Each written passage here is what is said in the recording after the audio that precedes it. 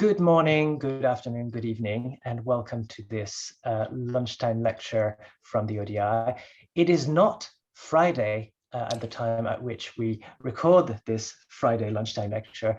For logistical reasons, today's lunchtime lecture has been pre-recorded, and I, as well as a few ODI colleagues, are the stand-in for you, the audience, today. But I'm really happy that we've made the time and that we found a good chance to have Ashley Farley talk to us today about open research. Ashley is Program Officer of Knowledge and Research Services and the lead of the open access team at the Bill and Melinda Gates Foundation. And we are welcoming Ashley today to talk about making harmful habits in research history. Ashley, the floor is yours. Great. Thank you so much. And thank you very much for the opportunity. I greatly appreciate it. Okay. So before we begin, I want to start with a bit of a disclaimer. So a little bit about myself. My career has been spent in libraries, both academic and public, helping people access the knowledge they need to make their lives better. So that's often the perspective that shapes my thinking. I also want to highlight that I work at a very privileged institution. So the Gates Foundation is known to definitely have a lot of privilege and a lot of money to be able to do things, which is great for us, but just want to highlight that that's not the case with all other funders or institutions. I also want to say that much of what follows can be generalization. So I like to say hashtag not all publishers. I will highlight some of the great partners in this space doing really interesting things in open. And there are many nuances in this ecosystem. It's not meant to minimize anyone's work, but I do think having tough and critical conversations will make our ecosystem even stronger. There's copious amounts of information on all of these topics I'll cover today. My goal is to spark kind of a high-level conversation, hashtag citation probably needed. And I want to say that my definition of open access and openness in this is quite broad, and also want to highlight that it's not all or nothing. There can be a spectrum of openness, and we'll cover that in more detail. But really want to go over kind of what are the harmful habits that are in kind of traditional publishing, or that also can scale up to traditional research, that I think, having a more open approach can really help solve. So this is kind of a quick overview of the traditional subscription publishing that we know and have used for many years, where institutions like the Gates Foundation or taxpayer dollars go into the research that's conducted, and then the authors and researchers submit a manuscript that they've written up their learnings, and then it goes through kind of this non-transparent peer review process. Is either accepted or rejected, and the process starts all over again. And then authors sign away their copyright, publish behind a paywall, and then the rest of the world has to pay to purchase it or seek permission to get any sort of reuse. And I think there's we've seen, especially during the pandemic, that this kind of traditional system is not fit for purpose for, I think, the kind of technology that we have at our disposal, and just kind of how we work now as a global research ecosystem. I want to specifically call out copyright as kind of a core part of the traditional system. So the foundation, recently, we joined in 2018, Coalition S, and recently launched the Plan S policies in 2021.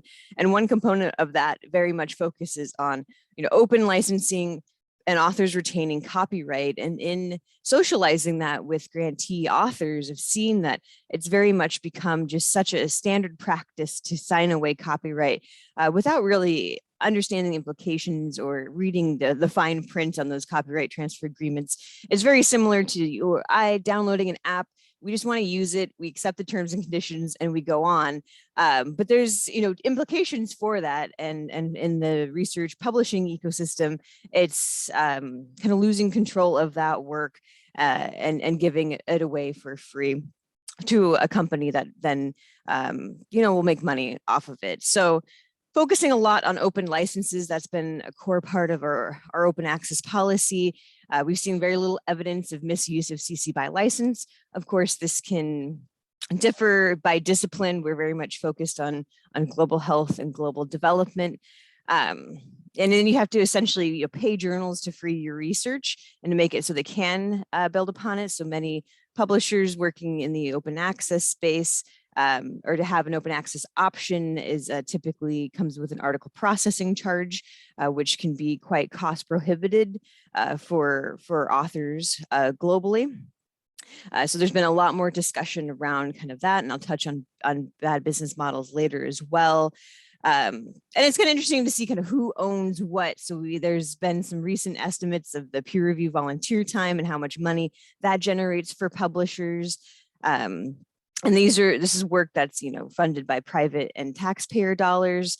So it's very interesting to see kind of where is that value add in the publishing or curation ecosystem that would then garner having full copyright. And so that's why rights retention strategy was created by the coalition as a way to really highlight that authors should retain their copyright.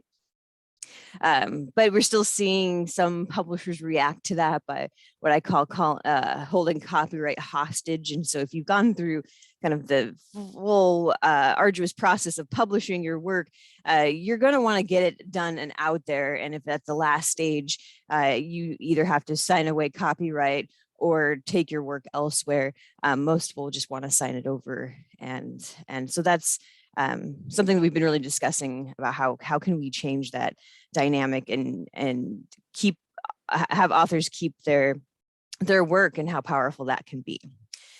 So the next habits that follow really are kind of components of the larger knowledge sharing ecosystem as it is right now. And gatekeeping is one I really wanted to highlight. So I see kind of a lot of needless gatekeeping in this space, which I find really interesting.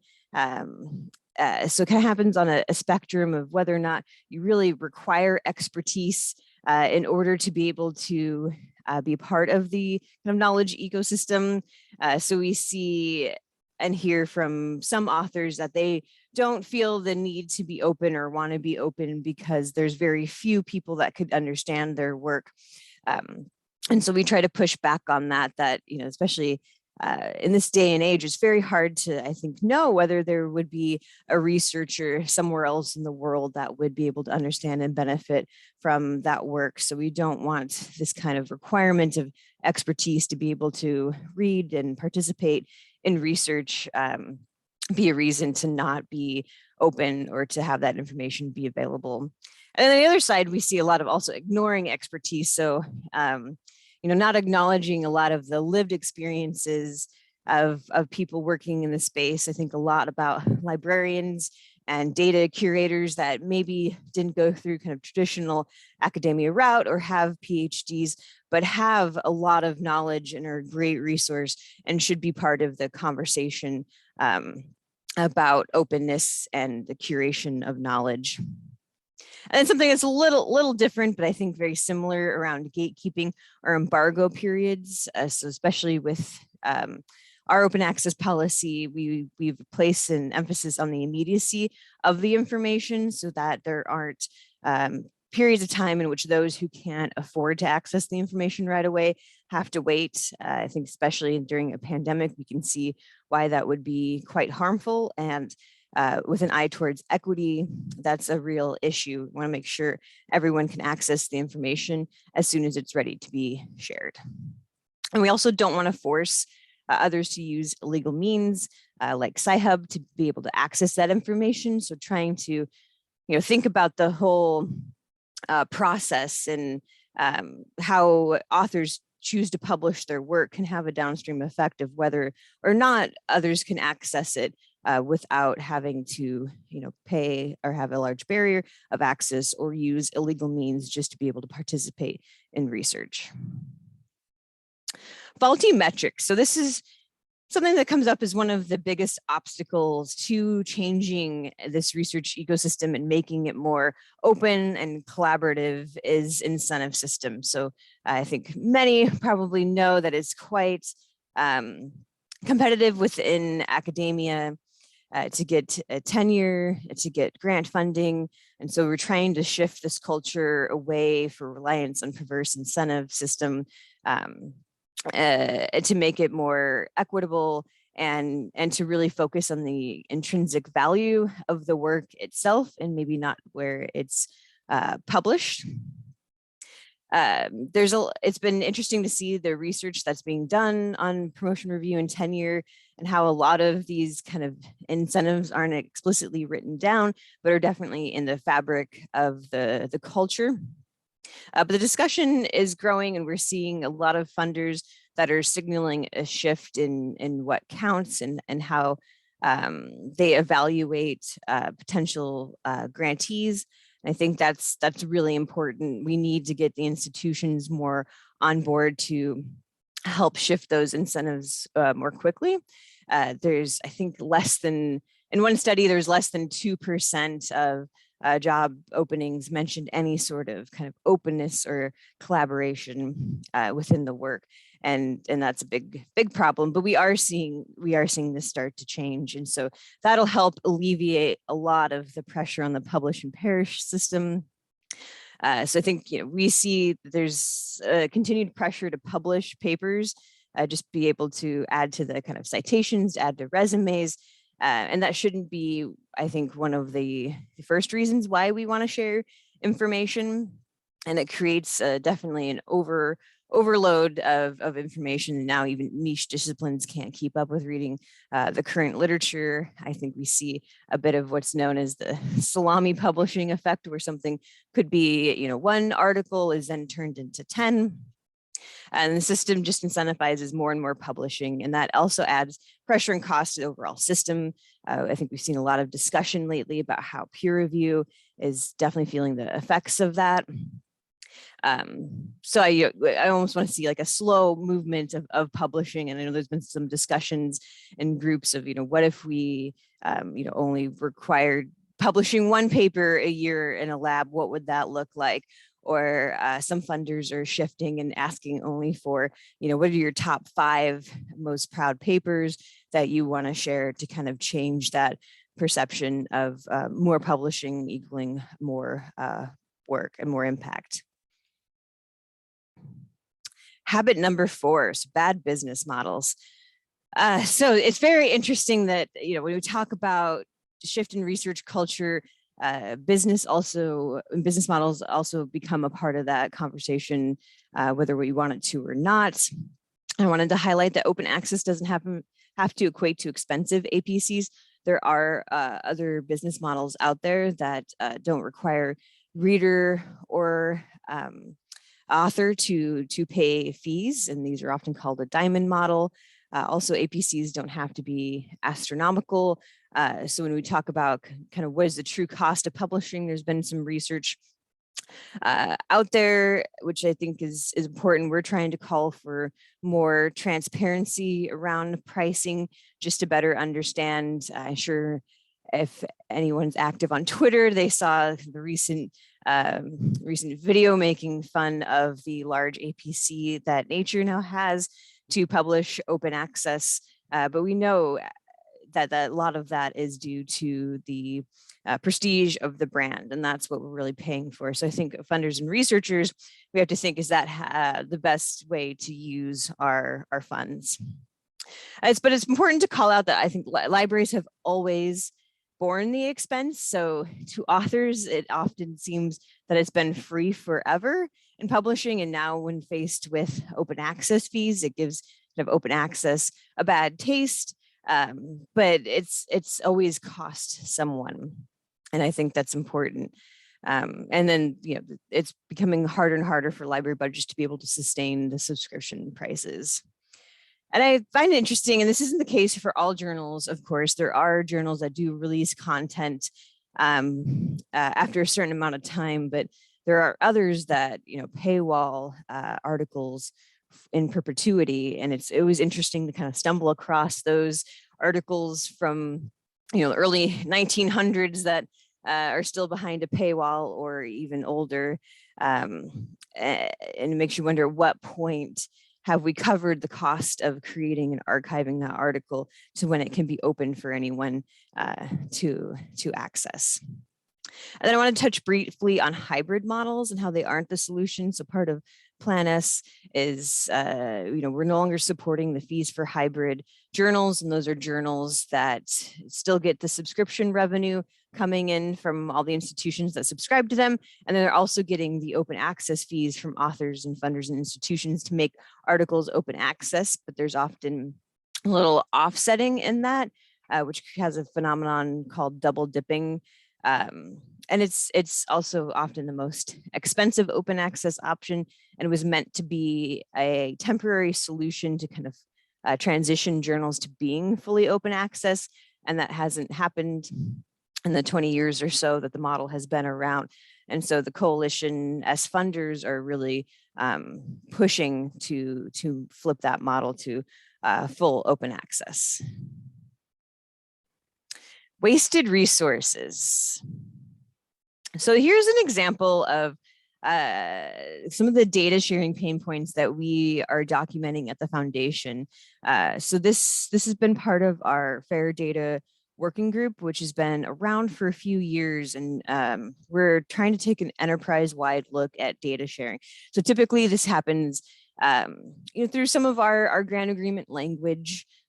We have a global access clause, which has the intent of ensuring, whatever kind of outputs or products are created from our funded developments, that they're accessible to especially the target demographics that we are working on improving the lives of, or making sure things are available in lower middle income countries.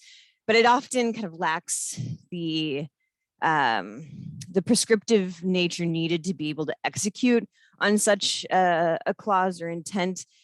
So program staff are often kind of left to navigating the data sharing and management world on their own.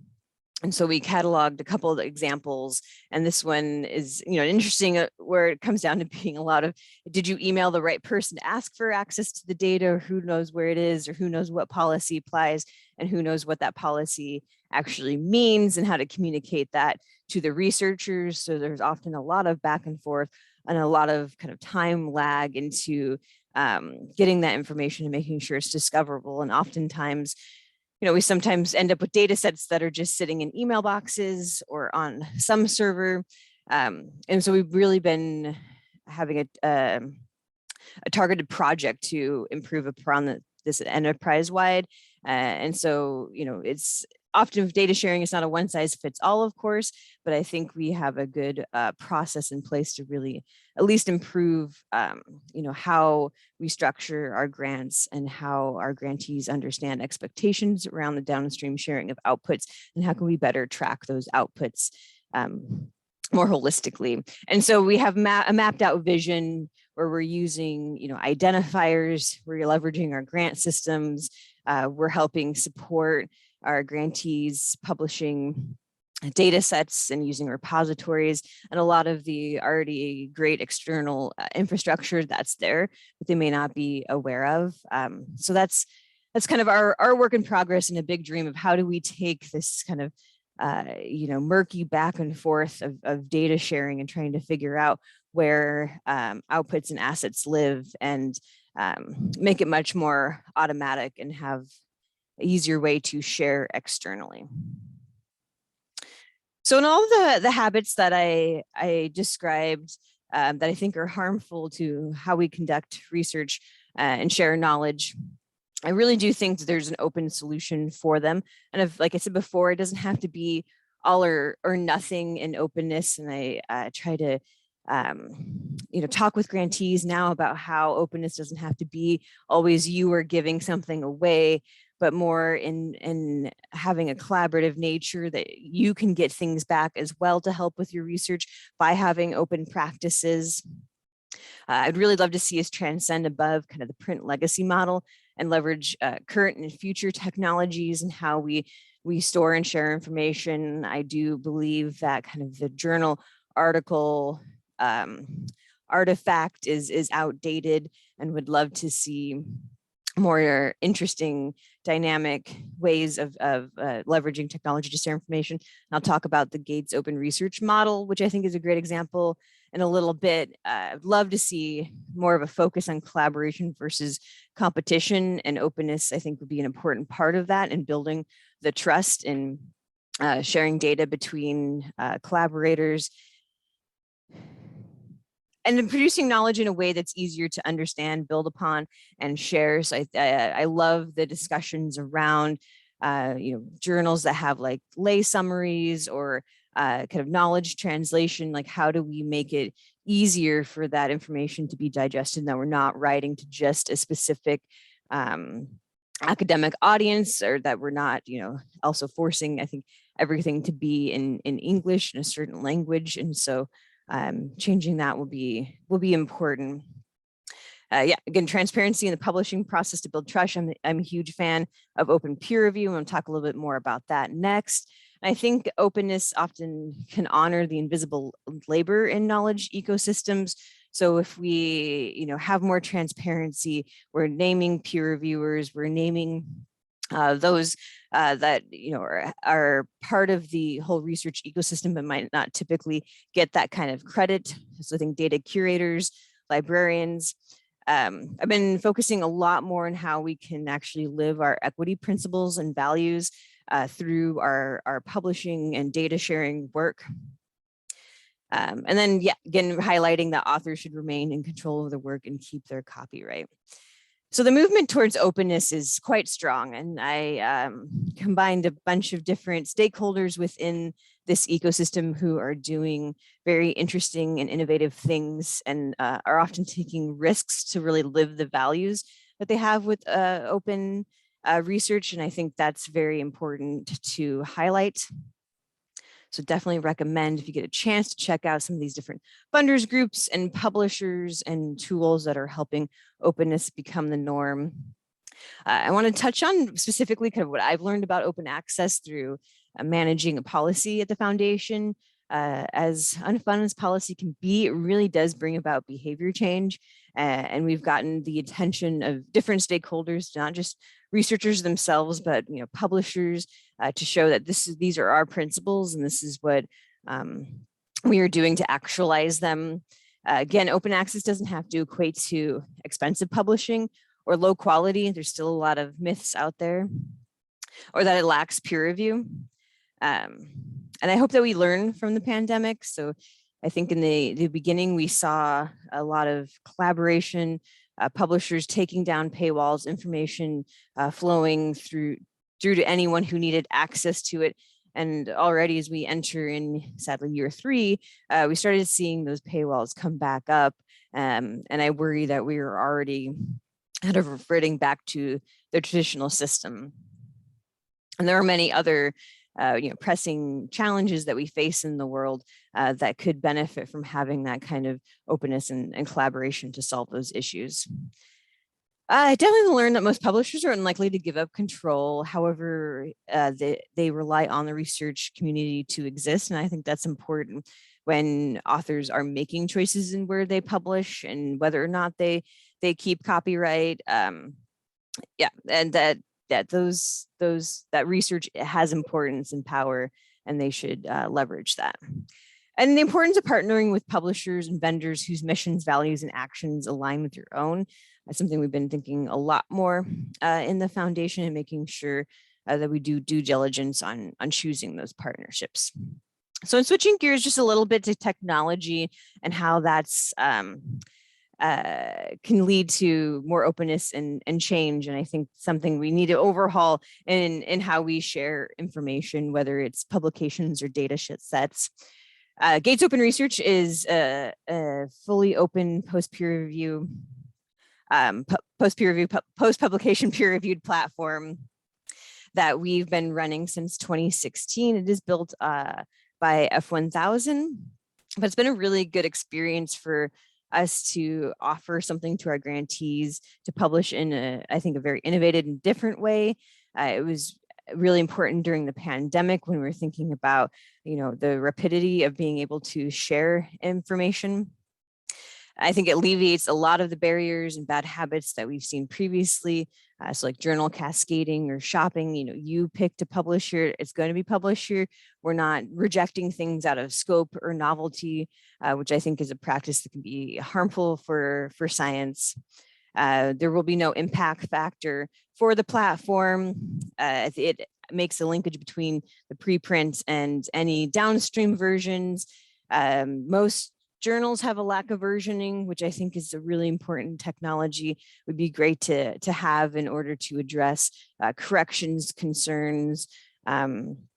Just updating an article instead of publishing a whole new one. So it helps with that kind of information overload, and you get a better picture of the whole research ecosystem. And then a lack of data sharing. So it's a core to the platform that the data is shared, the underlying data to the article is shared as well. And we've seen some really robust data sets shared, and just a lot of great descriptors in the data availability statement of like what is not available, maybe due to ethical or privacy concerns, but at least you know where the data came from, where it could be requested, what permissions go with it. All of that I think is really critical to understanding a research article. So this is how it works. So there's peer review after publication. So there is an initial check of quality, checking that the data set is available. That usually takes around 7 days, and then everything is posted on the site, and then the open peer review and commenting can happen, and it can take as long or as not as needed, which I think is great. So articles aren't held up from being released, and then there'll be article revisions. All of this is very clear. So here's what an article looks like. Of course, has the standard uses data, ability to cite it, and it spells out the different versions. And so there's always clarity on what you're looking at and what the process has been. And it has fully transparent peer review. You can also cite the peer review reports, and they are named as well, and you can name multiple people. So often if postdocs or early career researchers have been working on the peer review as well, they can actually get credit for it, which I think is great. And we end up seeing some really constructive and robust peer review reports. And I think this is just great transparency to have, because science and research is very much a conversation. And this allows the conversation to be viewed by the reader, which I think also establishes more trust and more understanding of the work. And then there is a referee rating. So the minimal requirements for indexing, so for it to be indexed on other PubMed, all the kind of downstream indexing places where you would find research, there are minimal requirements, and if they aren't met, it kind of lives and dies on the platform, which I think is also important, so it isn't then kind of shopped around to journals that will publish it, and then as a reader at that journal, you don't know the back story and the process, and maybe any of the issues that were raised in the peer review reports. So this is much more transparent. So what can you do? So again, want to really highlight retain your rights or push back on copyright transfer agreements to get what you need. You can negotiate them. Search for and use open content. So that can help in making open access the norm. It's just using those resources, using tools that can help surface openly available content like Unpaywall, and helping promote those within your community will be very important. You can boycott doing work for for-profits. I listed a couple of the projects out there that really promote that kind of boycotting. Cost of Knowledge project, like the I Won't Be Bullied in a Bad Science project, and to understand that your time and expertise is powerful and valuable, so use it well. And then share as early as often as you can. So foster an environment of openness, collaboration, and sharing where you can, and kind of be the change that you want to see. And I will stop sharing there, and always happy to answer any questions.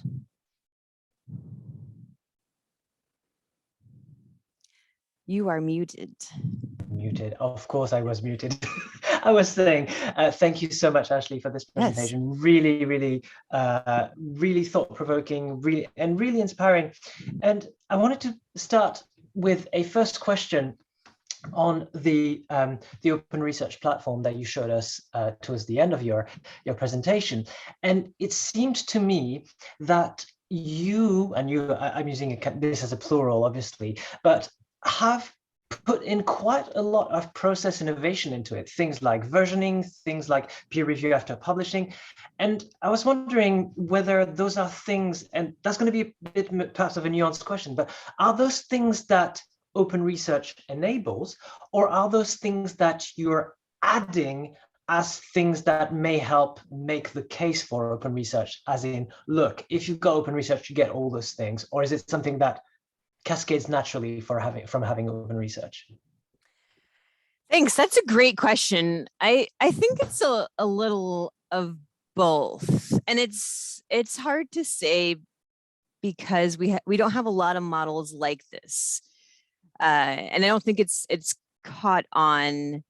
And we're often, asked for those great examples and case studies of where openness really made a difference versus when it was closed. But it's so hard to have a control for that. So I think it would be a little of both. I think a lot of the innovations are reacting to kind of those harmful habits, honestly, of the journal shopping, for versioning. I think that really came around because it is so hard typically to tell what changes have been made. I mean, we know that research is a process and it's going to change over time. But typically we've just always published a new article, and those could be open and that could be great. But I think that's lacking more of the open research, larger picture there. And that's where the platform kind of innovations, I think, really come into play, of what are the things that we need to know to understand the research better and communicate it better. And openness is parts of that, and sometimes not. But yeah, I mean, honestly, I think I start talking less about open as being critical to these changes and the need for change, and just the change that we need itself, that we have a lot of evidence of what's not working right now, and especially things like closed peer review are really struggling. And so what are ways to mitigate for that? And I think that the kind of not shopping around, not sending the same manuscript to 3 different publishers to get 3 different sets of peer reviews, there's a lot of waste on the ecosystem. Thank you, Ashley. Another facet of your talk which really struck me was that how systematically you showed that those bad habits that you were talking about were not just with one part of the ecosystem. You basically said, those bad habits are distributed. Everyone is stuck in a system that is really difficult to change. And you made a plea at the end for researchers to shift the behavior. Obviously, you're thinking also as a funder. I was wondering, who else, in your opinion, has the key, is one of the constituents of this ecosystem having the key to unlocking this system? Or is it basically, as I think you were suggesting just earlier, we need to change the whole system little by little, but none of them has quite the key? Yeah, that's a great question. I think I personally would love to see a bit more radical action from libraries. But again, it's hard because libraries have been paying for this system for many, many years now. There's been a serial crisis since I've been working in libraries, almost 15 years now.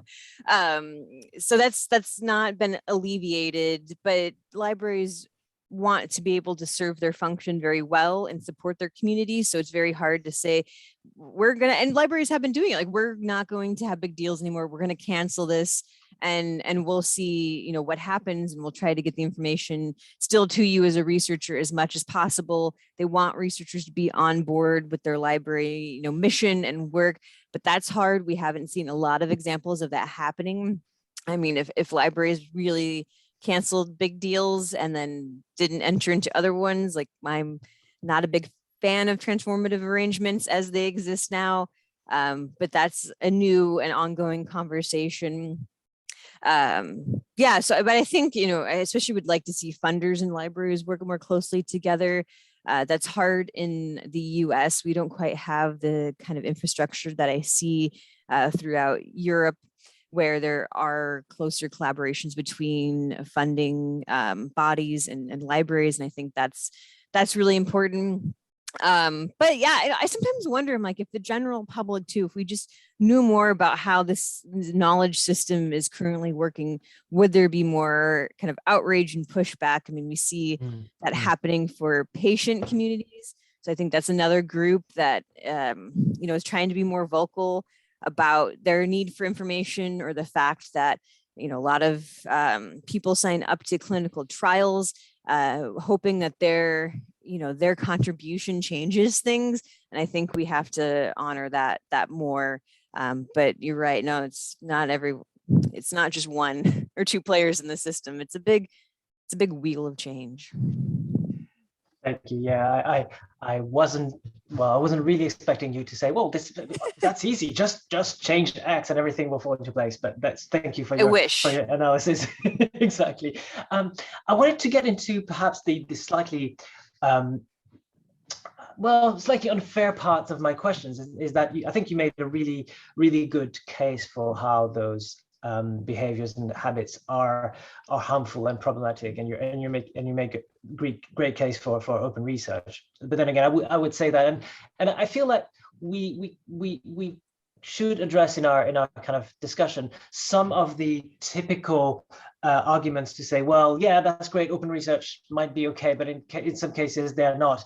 And one of the cases that came up in our kind of research about this lunchtime lecture was the case, for instance, of let's say a big ride-sharing company that knew that they were being investigated, and they, because they knew, it gave them a step, and it gave them the ability to tweak things so that they would be able to change the outcome of that research. And I was wondering whether is that a non-issue overall in research, or are there actually cases where you'd say, yes, some types of research are probably best kept in closed environments? What's the spectrum there?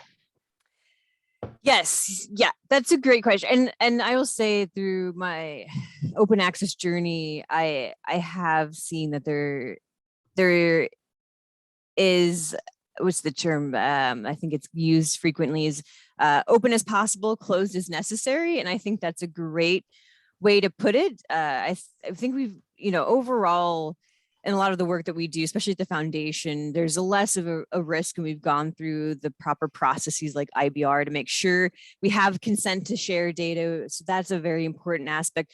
But there are examples where I think openness could be potentially harmful for that work. One that I thought was interesting, I heard about, is more of studying animals that had the potential to be poached. So tracking, the data on where those endangered species are.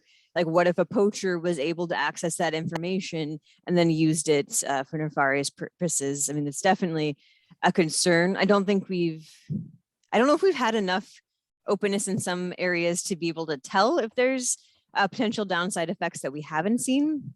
But I also will say, this is not my strong area of expertise, but in more of the humanities and social sciences, I know there are a lot more concerns about, having something be, CC BY, so it can be translated or reworked. And I think there are valid concerns there.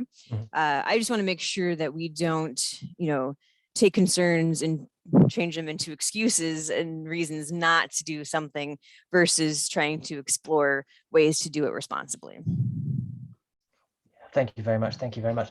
I'm actually collating questions from our small ODI crowd that, as I was saying at the beginning, is standing for the bigger crowd that will see this when we broadcast it on Friday. And one of the questions from my colleague is saying, this is really interesting, and you've got a call to action towards the end of your presentation but that might seem quite daunting. Retain your rights, boycott doing work for profit. If I were a budding researcher looking for my first step towards open research and working towards that open access, what would you advise as my first easy or easy-ish step? Yeah, definitely. I think one easiest step, especially for early career researchers, is to advocate for a better system. And that can include, whatever modicum of open you want.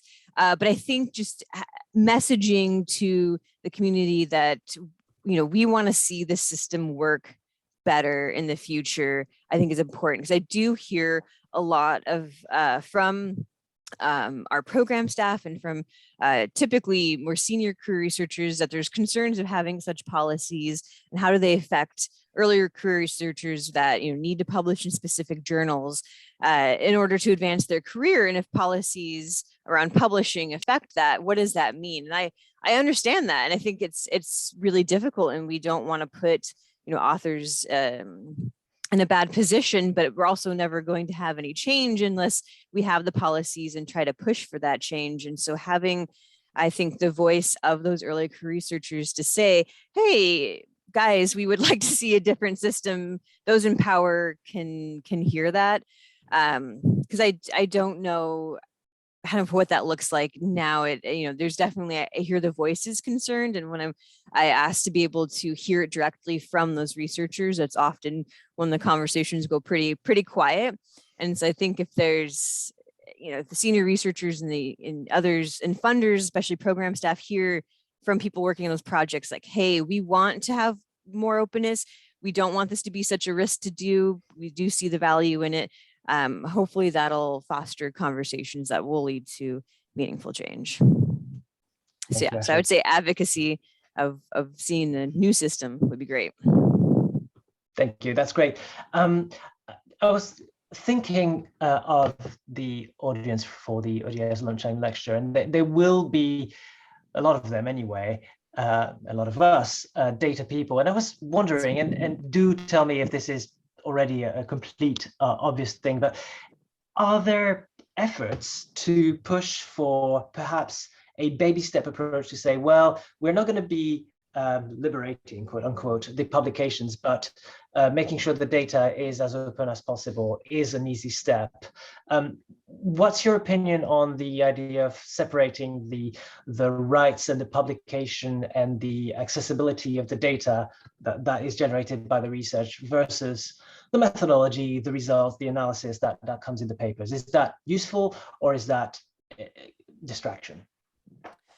That's a good question. I often have always thought if we can't get the publication, which I think, I don't remember who, but it's been referred to as like the advertisement of the project. Like if we can't get that to be openly available to start getting the underlying data and other components of it, that work is going to be even harder. So I struggle to see how it could be, I mean, I'm sure, with publishing, but I struggle to see how we could make the data assets open, but then have the kind of paper closed. But I don't think they have to be so mutually exclusive. Mm-hmm. That's interesting. One approach that we've taken, just because it's been really hard for us to get the data to be shared in ways that, even if it's just the foundation accessing it as a funded, not even being openly available to everyone. So we're really focusing now on robust data ability statements. So I think just knowing where something may be stored or generated, or what can't be shared, is really helpful for us to understand more of what these data outputs actually look like. We don't actually have a data policy or a data management plan, but it's something that we're working on integrating, because I think we're definitely missing that in setting up our projects for success, so those things to be shared downstream. But I feel like too, in order to understand the data, you have to kind of have access to the methodology and protocols. Yeah, without the context, I was thinking while I was asking the question, without the context, having the data might be sometimes difficult. I'm still surprised that we peer review things without access to data, though. I feel like that's an important part to understand. although, the reality is that, the whole access to data is another, definitely another area that requires quite a lot of work, stewardship of data. Yes. I've got one more question, but I just received one from one of my colleagues, which is a really interesting one in that bad science has been used for quite a lot of disinformation. I think the example that was given to me is the article and the damage that it created with that wrongly linked MMR vaccine and autism, for instance. Yeah. And the question from my colleague, which I think is an excellent one, is: would you say that a more open process would have stopped that kind of article from A, being published, B, creating the outcomes that it created? Yes, that's an excellent question. I do think more transparency in the process could have helped. I think the more downstream effect of nefarious use, I think that is potential to happen whether there's good or bad science behind it. And I think we've seen that during the pandemic. So that's, I think, a broader, public health or, making sure that we teach science, and that's something here in the US we're having a struggle with, as far as that kind of basic science education that you have to communicate that science is a process, that a standalone article may not be what you think it is, that we can't draw a single, I think, conclusion on one paper, and that things do change, we do learn. With that paper, though, the Wakefield paper, I worry too that there's also more of a political aspect behind it, and we have seen bad science get published because of those kind of political structures of who's the editor of the journal, who's publishing. So transparency, I think, would help that. Yeah. Yeah, and then again, I think more of a versioning control, or it took 10 years to get the paper retracted, and I think it's still being cited because there's probably many reasons why it's still being cited, but it's often hard to tell when something has been retracted or if it's being cited because it's being refuted or supported. Definitely agree. That was one of the things that, when you talked about versioning, thought making research part of the web is really, really quite an important innovation. I'm going to, so I know you have a hard stop, so I'm going to try and finish. Yeah. And if that's okay, I'm going to finish with a slightly facetious question for you, Ashley, and that is, you've been working on this, you are clearly passionate, you're bringing to us quite a lot of evidence, quite a lot of pleas for change. I'm going to ask you as my last question: what is the one solution that people oversimplistically say, we just have to do X, and why won't that work? Yeah, I think that would definitely be the career incentive change. So I hear a lot of either we just need to find the right, metric to measure openness and that'll change everything, or we just need to get promotion and tenure guidelines to change and be more open, and that will fix everything.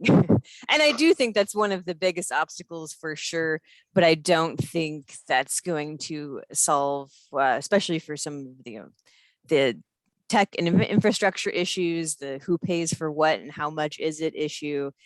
So that's one that I would think would fit that bill. Brilliant. Thank you, Ashley. I'll repeat, I've got the slide just in front of me. For anyone who wants to read more about this, your Twitter handle is Ashley D. Farley, and Gates Open Research is at gatesopenresearch.org. I think this is the last lunchtime lecture of a series, but I do encourage everyone watching this lecture and our conversation to keep an eye out on the Eventbrite for the next series that will be announced soon. And I'm finally want to thanking you so much, Ashley, for joining us quite early in your morning. Thanks and for for a great presentation. Thank you. Pleasure.